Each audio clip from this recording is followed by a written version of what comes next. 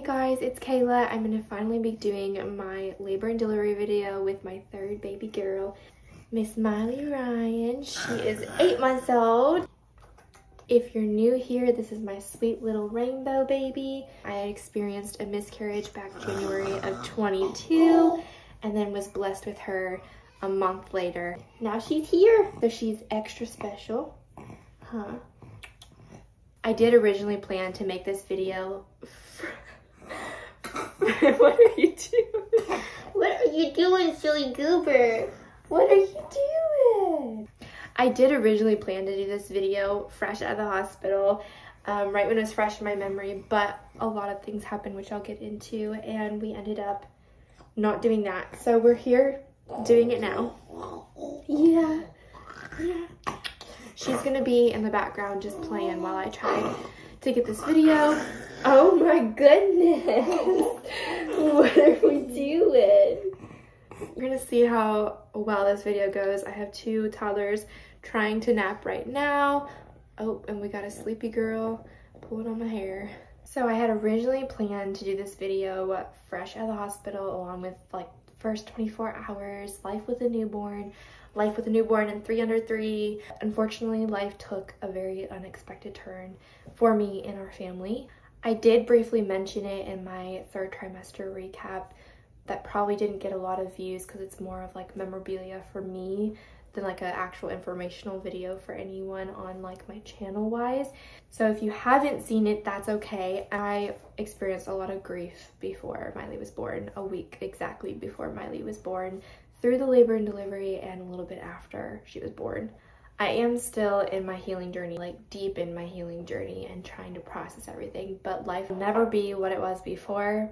But life in general has changed immensely. I feel like I have experienced a lot of growth and time to reflect on life as a mom, as a wife, as a Christian. I've deeply gone into my faith recently and just kind of taken a back seat. I've taken a break from social media. I actually am off social media for the entire year of 2023. I will be back in 2024.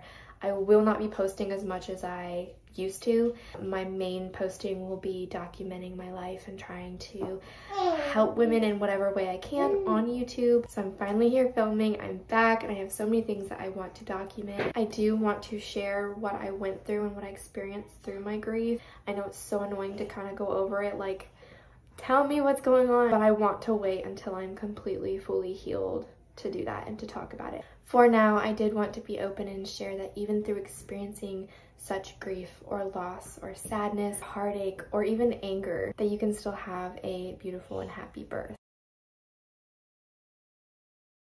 So going back in the beginning of the week before I gave birth, Sunday, October 23rd is the day that I found out the news that completely flipped my world around.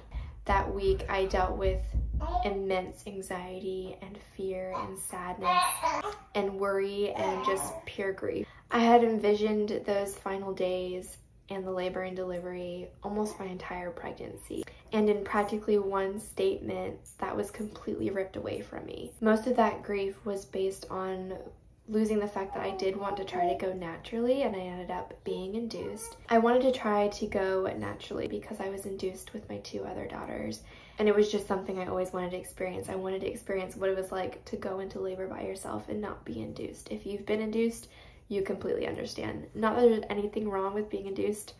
I've been induced 3 times, so there's nothing wrong with it, but I so badly wanted to know what it felt like. I also really wanted certain people to be at the birth that couldn't be there, but I mainly just wanted a pure, peaceful, blissful, joyful experience, enjoying labor as much as I could. Like I said, I was induced with my 2 others, and they weren't bad labors at all, but I was so caught up in labor and learning about it the first time. The second time I was worried because I was having blood pressure issues, her heart rate issues, and the placenta issues, and her being taken away to the NICU. That labor was just worry on her, worry on this precious little baby that's so small and teeny, and now in the NICU, my focus was the NICU. It wasn't even labor itself. It was, can I get this baby out okay, and is she gonna be okay? And she ended up going straight to the NICU, not even in my arms. So my vision was just to have that experience of catching my baby again and holding her and loving her and just being so happy and joyful. I envisioned my husband and I just relaxing with just one little precious gift that went so quickly before us. We have 2 toddlers. So I wanted that time to just enjoy it and soak it in and almost little newborn things. The first bath, the hearing test, all of it. I just wanted to experience it in its fullness with joy and peace. I had also wanted my girls to come in the hospital and see us, and they weren't allowed. They ended up not being allowed. That didn't involve the circumstances that happened, but that was one more thing off my list that I grieved completely. I just craved what other moms have experienced with getting their family to come into the hospital, because with both Allie and Natalie, they were pandemic babies. They were born in the pandemic and you couldn't have anyone around, just the hospital staff. That was one thing that I was looking forward to with Miley's birth, and they were still having restrictions for children coming in. So that was another thing that I just ended up grieving. Instead of feeling peace and joy, I was extremely sad and emotional and almost numb. But even through those feelings, I did try my best to focus on my precious baby girl and making it as an enjoyment as I could, even in the mental state that I was feeling.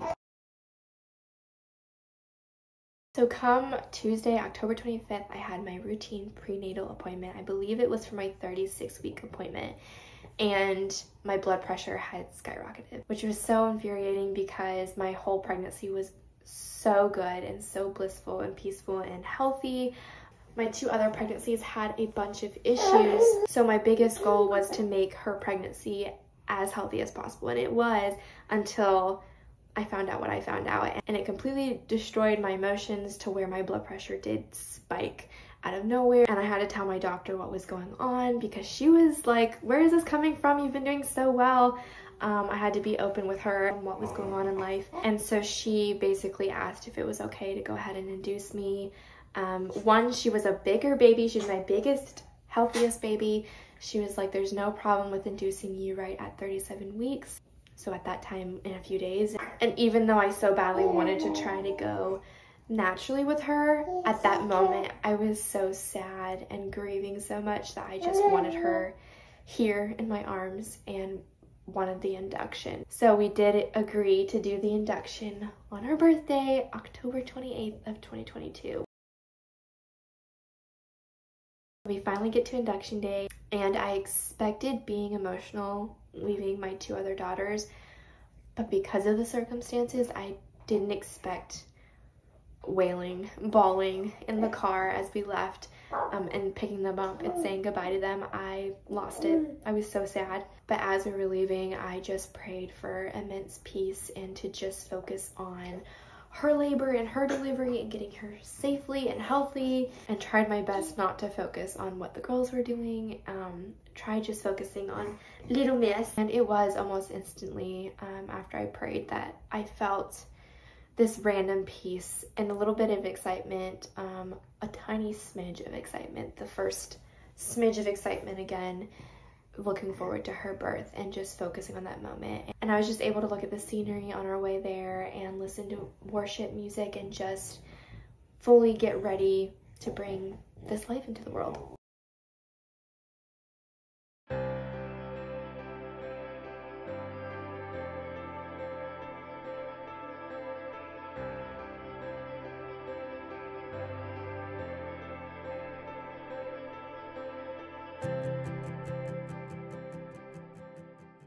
So we make it to the hospital. I knew exactly where to go since I had already been there 2 times already. We get to our room, we get situated.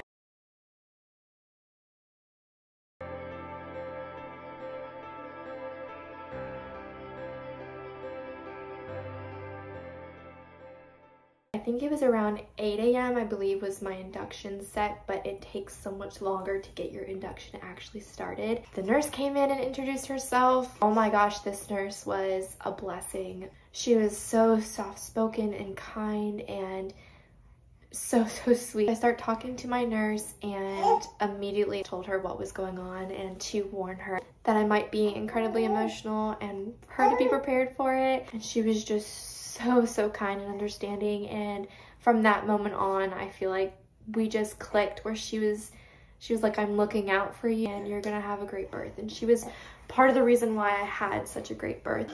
She was only there for the beginning of my birth, but she was just so sweet and kind and so encouraging. What stood out the most for me was the fact she took the time to acknowledge my chart, and she put a rainbow under Miley's name on the board.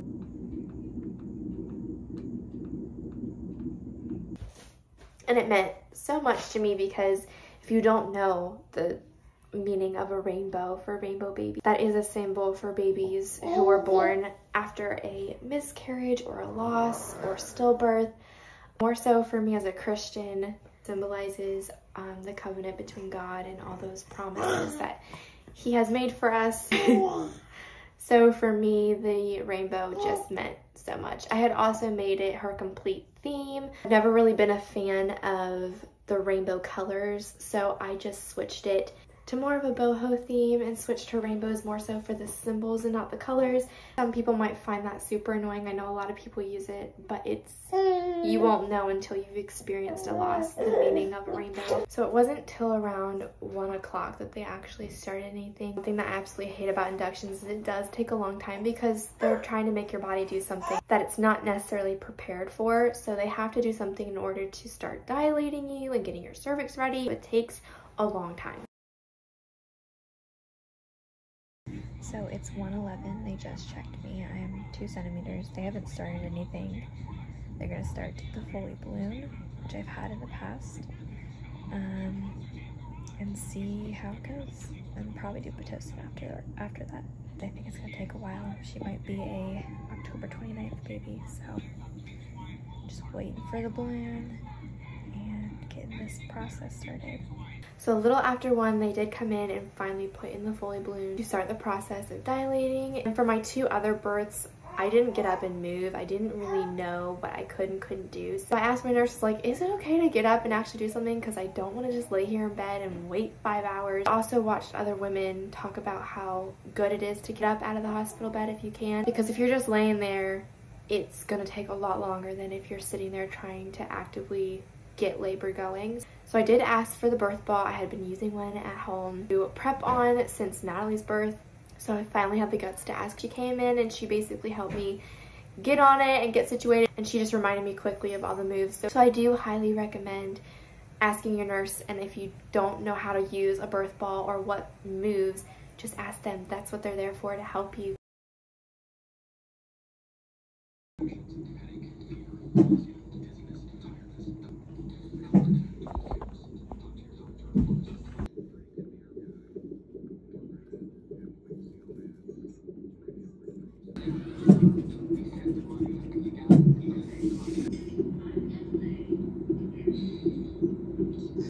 So I was basically sitting on the birth ball my entire beginning of my labor. I was moving back and forth, doing figure 8s, bouncing. I was on my phone for a little bit, watching TV, but mainly trying to get labor started. I really wanted that Foley balloon to be out pretty quick. So I was on the ball for a pretty long time. I think it was around 4 o'clock when I was like, okay, I'm getting a little bit tired. I'm gonna sit in bed real quick. So I sat in bed and had a little break and rested a little bit. I think there's a good balance between trying to actively induce labor and then also resting. So after a little bit, my nurse finally came in. I think it was a little after 5.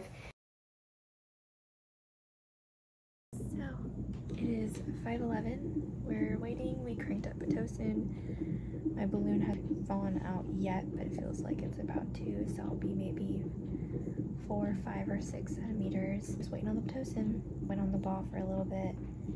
Contractions are picking up, so we're just gonna hang out on the bed and then do the peanut ball probably when I get to the point of getting an epidural. So we're just waiting. I came in to check my vitals and to check on my Foley balloon, and I was finally able to get that out. I was about 5.5 centimeters.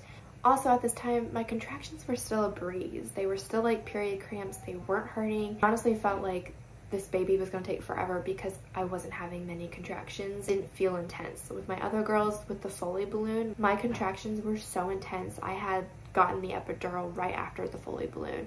So when she had taken it out and she was like, "You're 5.5 centimeters, do you want an epidural?" I was like, "No, not really. I'm honestly not feeling like I need it right now." I still in my mind thought she was going to be taking forever, that she was going to be born like the next day and I was going to be in labor through the night. So I was like, "No, I'm not going to do it right now. I'm just going to wait. I'm going to sit it out for a little bit, have these contractions start up, and then maybe consider getting the epidural." I can't remember exactly, but with Allie, I was induced at 11 and they started pretty quickly and got that Foley balloon in quick. So I had the Foley balloon in a little after 11 and she wasn't born till 2 a.m. With Natalie, I think I came in late, around 10, 11 p.m. They kind of went quick and put the Foley balloon in and got the process started, and she wasn't born until 11 a.m. the next day. So I knew I had hours. I had just put the Foley balloon in around 1, so I knew I had a good amount of time, or so I thought. So she helped me back onto the birth ball, and she even complimented me, and she was like, "Have you ever considered going natural and not having an epidural? Because you could totally do it." And I was like, "No, I have never considered that." I always had intense contractions towards 6 centimeters with the 2 other girls where I needed the epidural. I was like, "I'm not doing this naturally." So for her to say that was kind of like nice to hear. But again, I thought I wasn't progressing. I would love to maybe one day go natural. Even now, if I could, I feel like if I were to have another baby, I would really want to try to go natural all the way, considering what happens. So by 6:26-ish, almost 6:30, this is when my labor takes off. She comes in, she checks on me, and I'm still in the birth ball, and I was like, you know, I've heard a lot of women talk about the peanut ball. If you don't know what the peanut ball is, Google it.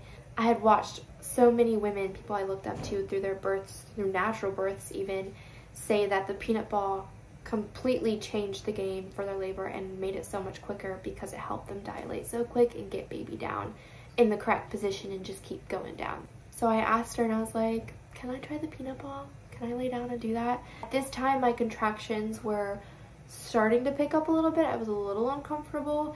So she gets me situated back in the bed and gets the peanut ball situated.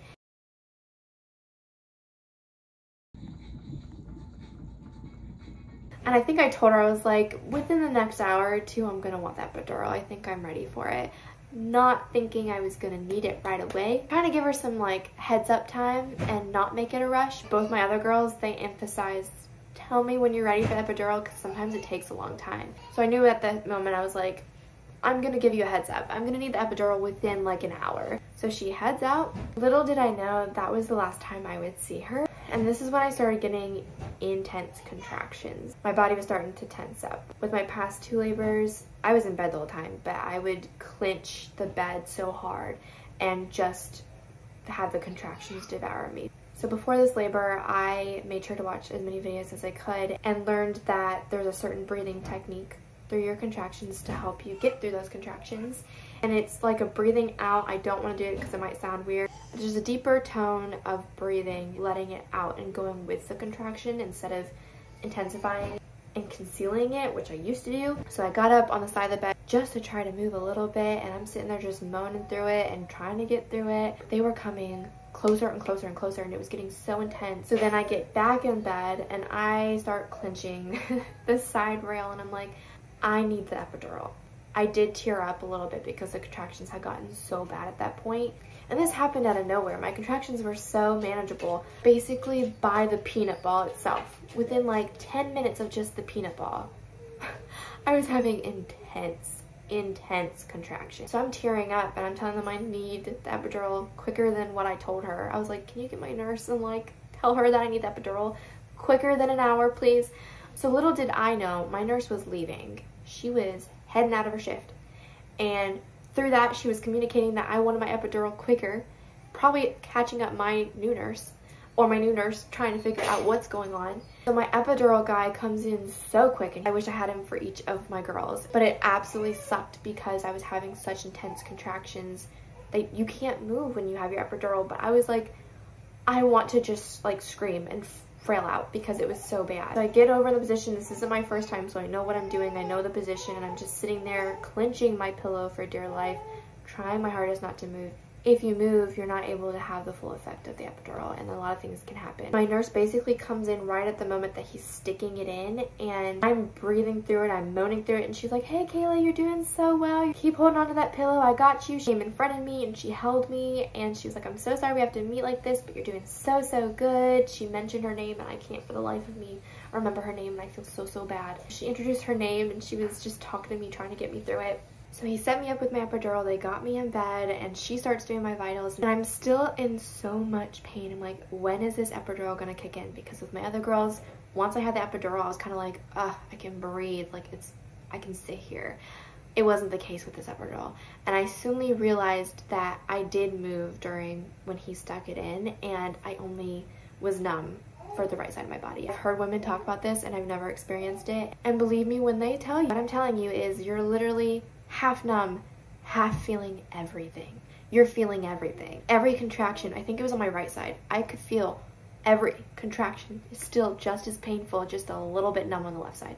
That's all. So I don't even think I really brought it up to my nurse, because at this time I'm having such bad contractions. I'm just trying to get through each contraction. They are happening so, so quick. I'm trying to make it through each contraction. So as I'm in bed, still clinching now to the bed and going through these contractions, she's trying to talk to me. And then she kind of jokingly was like, you must be progressing super, super fast, because your nurse literally just left and told me you're doing so well and so calm and so quiet. So I'm gonna have to keep checking on you, because I think you're gonna fly through this now. So it's around 7:20 p.m. right now. And she checks me and I'm about a 7.5. So she tells me she's gonna come back in a little bit. So I'm sitting there just trying to get through the contractions. Around 7:40, and she finally comes back with my doctor, and I get to meet my doctor. This hospital is a learning hospital, and I've dealt with so many doctors that I have technically so many doctors through high risk and regular OB. So my doctor couldn't be there, but this was the doctor that actually delivered Natalie. He was there present for Allie's birth at my bedside, but he delivered Natalie, and now he got to deliver this baby. And that's the first thing he said. He was like, I'm so excited to deliver her. It's such an honor to be here again. He then said that my doctor and all the nurses on the floor informed him on everything that was going on, and that I basically had special treatment until this girl was born. That he was going to be there and help me have the best birth that I could possibly have. And it absolutely just melted my heart to have such a caring physician. I know so many women who unfortunately don't have that experience. He was just so kind and understanding, and it meant the world to me in that moment. So then he says, I'm going to check you, see where you're at, see how you're doing, see where we can progress through this. So I was laying in bed at this point, and so my nurse starts pulling the bed up a little bit to sit me up and have me prop up so he could check. In that moment I was like, I can't remember if it was the nurse or if it was me. One of us said, I feel like your water's gonna break, or I feel like my water's gonna break. I forget who said it. Somebody mentioned my water breaking, and in the moment of them sitting me up, literally after that statement, my water breaks everywhere. I mean, full-blown water breaking. I hadn't experienced that with my other labors. The doctors were the one to rip my water, that sounds really bad, to poke. I forget what they do. They puncture my water, and it would be like little trickles, continuous trickles. This time it was water everywhere, completely gone. So we kind of giggled about that and laughed about that. She cleaned me up, and he went ahead and checked me, and I think he said I was around an 8.5 to a 9, and he was like, you're progressing so well, but you still have a little bit of time to go. She's still super, super high, but he said he was going to go out and check on the other patients on the floor, and then he would be back to keep checking on me, because I was progressing pretty quickly. So my nurse is cleaning me up, getting me situated. I'm basically shaking at this point through my contractions. So my nurse was pretty much by my bedside until baby was born. She left for a little bit, and it was about 8 o'clock. 8 p.m. and she comes in and she's checking on me, and I tell her I'm feeling so much pressure. I'm so uncomfortable. I could hardly get the words out. She could tell that I was in literal pain, and probably in her mind she knew what was going on. She knew that I was about to give birth. In my mind, I'm like, I'm just in so much pain. This is awful. My epidural's not working. Please fix it so I can have hours of sleep type thing. That's what I was thinking, by the way. I was thinking I could get some sleep with this epidural to have her later in the night or tomorrow morning. But no, that was not the case. She was coming so much quicker than I even realized. I just knew I was in pain. I didn't know she was actually coming. So she checks me again, and she's like, baby still feels super high up, but you feel pretty dilated, or something along terms of me being basically ready. I'm telling her, like, I feel her. Like I said, I could feel absolutely everything. I could feel her moving down with every contraction. My body was at this point pushing her out by itself. I wasn't pushing, but she was coming out. She goes and gets my doctor, and he comes in and he kind of laughed off, like basically making a comment that he was just in the room and not anticipating on seeing me so soon, literally minutes later. So he's sitting there. My nurse at this time has her arm in me, which sounds so weird. This is labor, guys. Has her arm in me, and she's like, I feel baby, but baby's still a little high. She seems like she's a 10, but baby's still kind of high. So he was like, let's do some practice pushes. I'm gonna step out, get my stuff ready, and then come back in. So that's what happens. He leaves the room, and now we start doing practice pushes. And with each push, I'm like, I can't push because she's gonna come out. Like, that's what it felt like. So I'm going through the contractions. Each contractions I'm pushing. I think we get to literally 2 pushes, and I feel baby out. So she's like, don't push anymore. Let me go get the doctor. She goes out, and thankfully, God bless him, he was literally getting his attire on in the hallway, and he was halfway coming in. Literally felt like a movie, trying to get each boot on in time and wrap everything up and get ready to catch this baby. So as soon as that light came on, my contraction was happening where she was about to be fully out. I don't even think he had everything tied and ready for him to catch this baby. He was like standing up trying to get something situated, and he had to like come down and grab her and catch her. So at 8:33 p.m., 6 pounds 4 ounces, 19 inches long, baby Miley was here.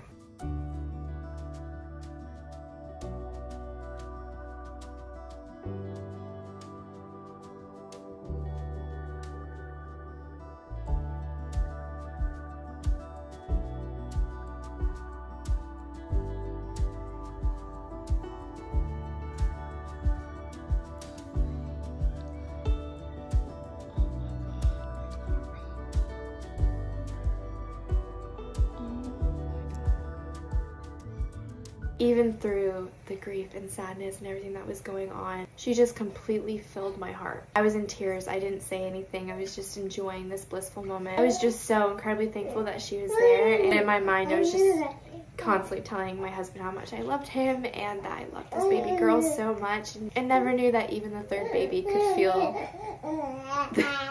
this incredible.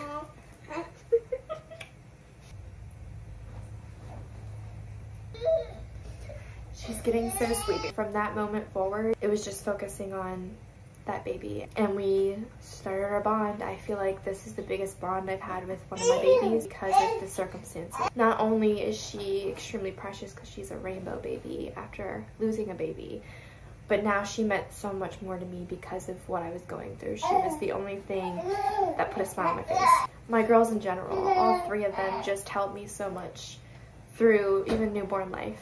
Even through those emotions of grief and sadness and loss, I was still able to look at my children for once, and they were the reason that I was up every day taking care of them and starting my reflection of life to be the best mom I could be.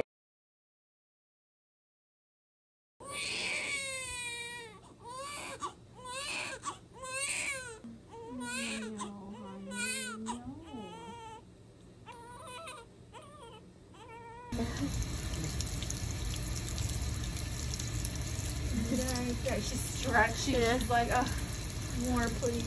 Sweet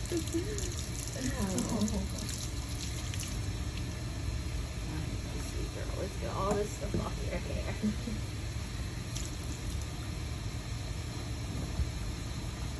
She really is.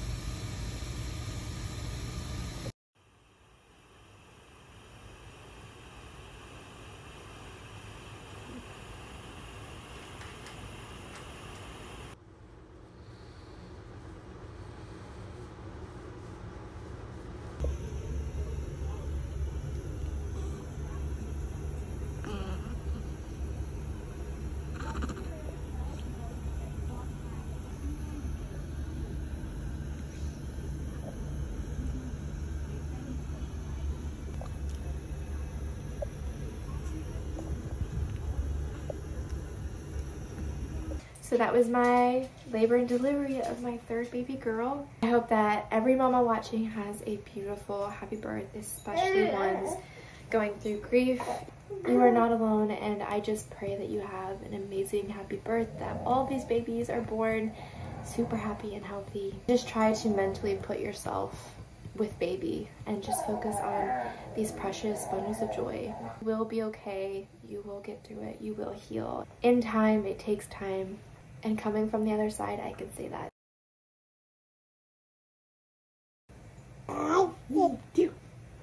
You say bye-bye. Say bye-bye.